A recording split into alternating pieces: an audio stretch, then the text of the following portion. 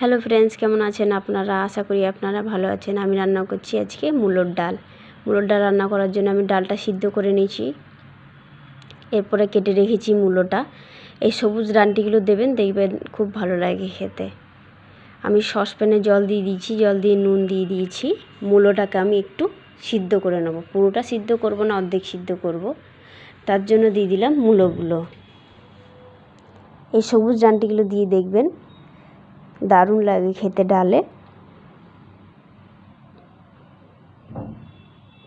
এরপর আমি ঢাকা দিয়ে দেবো।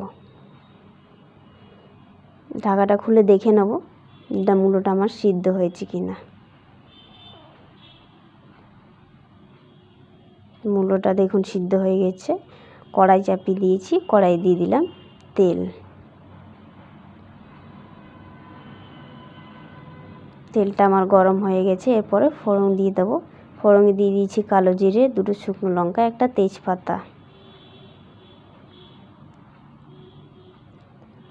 ফোড়নটা ভালো করে হয়ে যাওয়ার পর দিয়ে দেবো সামান্য হিং। হিংটা অবশ্যই দেবেন মূলোর ডালে, গন্ধটা খুব ভালো ওঠে।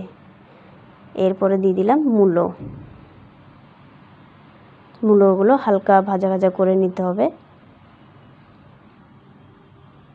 আমি ডালটা যেহেতু নুন হলুদ দিয়ে সিদ্ধ করেছি, তাই জন্য আমি এখানে নুন দিলামও না, হলুদও দিলাম না।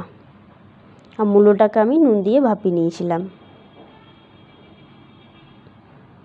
আপনারা যদি ডালে হলুদ না দেন, তাহলে এইখানেই মূলোটা ভাজার সময় একটু হলুদ দিয়ে দেবেন, তাহলে হলুদের গন্ধটা উঠবে না। দেখুন মূলোটা ভাজা ভাজা হয়ে গেছে। এরপরে দিয়ে দেবো সিদ্ধ করে রাখা ডালটা। ডালটা আমি বাটিতে সিদ্ধ করেছিলাম, কারণ বাটিতে সিদ্ধ করলে ডালটার টেস্টটা বেশি হয়, প্রেসারে সিদ্ধ করলে টেস্টটা একটু কম হয়। দেখুন ডালটা আমার ফুটে এসছে।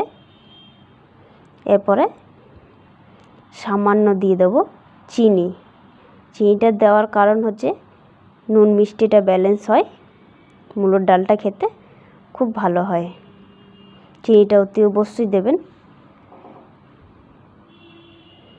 ঢাকা দিয়ে দিলাম, একটু ফুটবে ভালো করে, মূলোটা অর্ধেক সিদ্ধ হয়ে যাবে।